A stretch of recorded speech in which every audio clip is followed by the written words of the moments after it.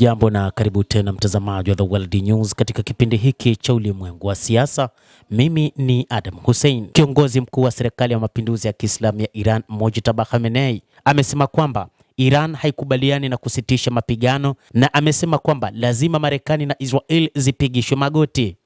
Ayatollah Mojtaba Khamenei alikuwa amefanya kikao chake cha kwanza cha sera ya mambo ya nje tangu kuteuliwa kwa kiongozi mkuu na amechukua msimamo wa kulipiza kisasi dhidi ya Marekani na Israel ambao ulikuwa mgumu sana na mbaya.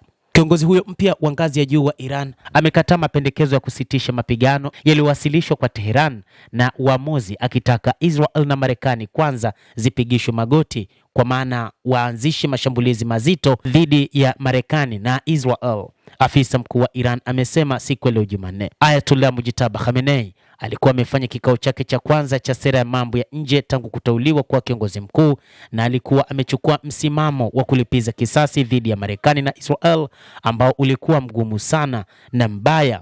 Afisa huyo alisema bila kufafanua iwapo kiongozi huyo alihudhuria yeye binafsi au kwa mbali.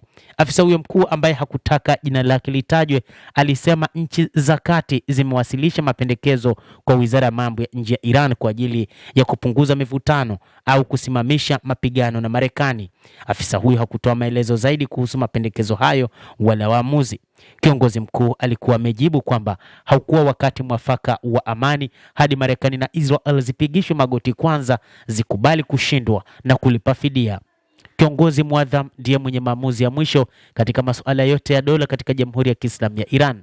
Hakuna picha mpya ambazo zimetolewa kwake tangu kuchaguliwa kwake zaidi ya wiki moja iliyopita na baraza la makasisi kuchukua nafasi ya babake Ayatollah Khamenei. Hivyo hotuba yake ya kwanza alizungumza kupitia vyombo vya habari, hasa shirika la habari la serikali, lakini mazungumzo yake yalielezwa kupitia mtangazaji wa televisheni ya taifa ya Iran. Kiongozi mpya wa Iran amekataa mapendekezo hayo ya kupunguza ukakasi, maafisa wa Iran wanasema. Hata hivyo, inadaiwa kwamba kiongozi huyo alijeruhiwa kidogo katika mashambulizi yaliyomuua babake. Maafisa wa Marekani wamependekeza kuwa alipata majeraha mabaya. Vita kati ya Marekani na Israel dhidi ya Iran viko katika wiki yake ya tatu, huku takribani watu 2,000 wakiuawa na hakuna mwisho. Mlango wa bahari wa Hormuz bado umefungwa kwa kiasi kikubwa, huku washirika wa Marekani wakipinga ombi la rais wa Marekani Donald Trump la msaada wa kufungua tena njia hiyo muhimu ya maji na hivyo kuongeza bei ya nishati na hofu ya mfumuko wa bei.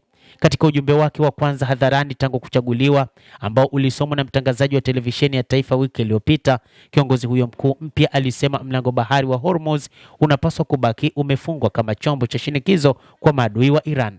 Vyanzo vitatu viliambia Reuters mnamo Machi 14 kwamba utawala wa Trump ulipinga juhudi za washirika wa Mashariki ya Kati kuanzisha mazungumzo ya kidiplomasia yenye lengo la kumaliza vita na Iran.